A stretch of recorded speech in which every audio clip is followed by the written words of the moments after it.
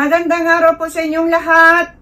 Andito na naman si ate ninyo para magbigay na naman ng isang impormasyon na baka hindi nyo pa nalalaman. Pero bago ko simulan, ako po'y humihiling ng kaunting pabor na isubscribe ang maliit na channel ni Ate Stella ninyo. Pakiclick na rin ang notification bell para sa susunod updated po kayong lahat sa mga ibabahagi ko pang mga impormasyon. So wag na tayong paligoy-ligoy pa. Ang ating topic ngayon ay nanggaling sa ating isang subscriber. Pero guys, meron na ako itong isang video, siguro hindi niya lang po nakita. So, bibilisan natin ito, no? So, narito ang kanyang katanungan. Itanong ko lang po kung paano gamitin sa tama ang pineapple juice at snowbird candy. Guys, ano nga ba itong mga kumakalat na trending tungkol sa pineapple at snowbird? Ito pa ay noon pa man ito. At ayon sa aking nahagilap na impormasyon, ito ay pampasaya sa talik o sex life na tinatawag. So paano ba gamitin ito? So unahin natin ang snowbird. Ang lalaki at babae bago simulan ang siping, kumain ng snowbird para hindi kaagad labasan ang lalaki.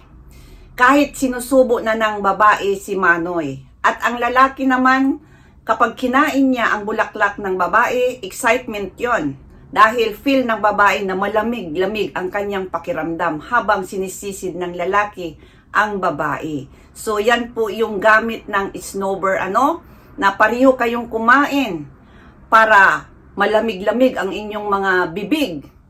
At kapag sinubo ng babae yung si Manoy, hindi po kaagad makaraos ang isang lalaki. At isa yan sa pinakamagandang magandang mangyari dahil mas nauuna kasi ang lalaki kaysa babae. Yung chance na po yan na medyo doon sa mga mabilis makaraos. So chance nyo na po na pakainin nyo ng snowbird yung isang babae bago isubo para hindi kaagad kayo makaraos. At ang pangalawa naman, yung pineapple juice, paano ba ito gamitin?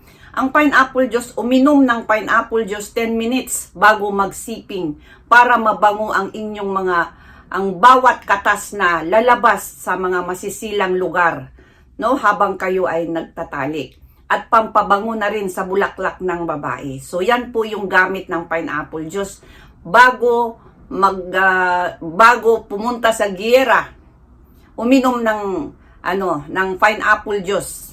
Mas maganda po yung juice para pag inom nyo kaagad, talagang talab kaagad kaysa yung bunga, yung fresh na bunga, kakainin nyo pa yon, ida-digest pa yon. Samantalang ang juice kasi, pag inom ninyo, kaagad yun doon sa katawan, sa dugo. Kaya 10 minutes before, para pag halimbawang nasa nasa lambingan na kayo, lahat ng mga katas na lumalabas doon, mabango po, mangangamoy pineapple juice.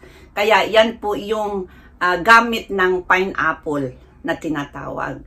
At ang dalawang ito, pag pinagsabay ninyong gagamitin itong pineapple at snowbird na ito, ay talagang napakasarap po ng inyong labanan. So, ayan po guys, sana nakita mo itong na ito at minadali ko na lang dahil meron na akong isang video nito, no? Hindi ko na pinahaba pa at makita mo itong video na ginawa ko ngayon. Maraming salamat sa iyong tanong at sa lahat na rin.